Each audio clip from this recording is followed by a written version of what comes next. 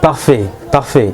Et pour un peu ajouter à ce que vous venez de dire, je pense que beaucoup de gens nous galérons financièrement parce que on essaie un peu de jouer avec son argent à la défensive au lieu de jouer à l'offensif. Je vais expliquer. Tu vois un peu le domaine de la finance, c'est exactement comme le domaine du football.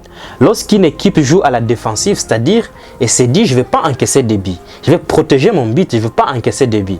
Mais l'inconvénient avec ça, c'est qu'il sera en train de jouer dans sa surface de réparation. Et qu'est-ce qui va arriver dans ces cas-là? Lorsque tu joues dans ta surface de réparation parce que tu protèges ton but, non seulement tu ne vas pas aller marquer dans le but de l'adversaire, mais aussi tu vas occasionner des buts dans ton propre camp. Ça se passe comment? Souvent, lorsque ça joue trop dans ton camp, soit c'est l'adversaire qui va te marquer, soit c'est ton propre joueur qui va marquer contre son camp. Parce que la pression, elle est grande en fait, on ne sait pas contrôler.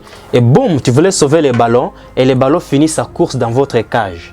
Beaucoup de gens essaient de jouer exactement comme ça avec leur argent. C'est-à-dire, je ne vais pas investir parce que je ne vais pas perdre. Je vais essayer un peu de conserver ce que j'ai parce que si j'investis, je vais perdre. Si je risque, je vais perdre. Si je mets dans ce projet, je vais perdre.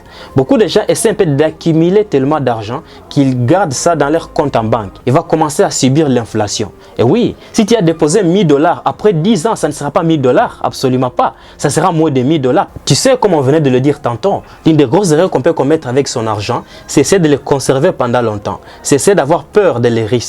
Écoutez, si vous ne risquez pas, là vous prenez le plus grand risque. Parce qu'au moins tu sais avec certitude que rien ne va s'ajouter sur ta balance. Mais en prenant un risque, tu t'exposes à deux possibilités. Soit tu vas réussir, soit tu vas perdre. Et moi personnellement, je préfère deux possibilités au lieu qu'une seule.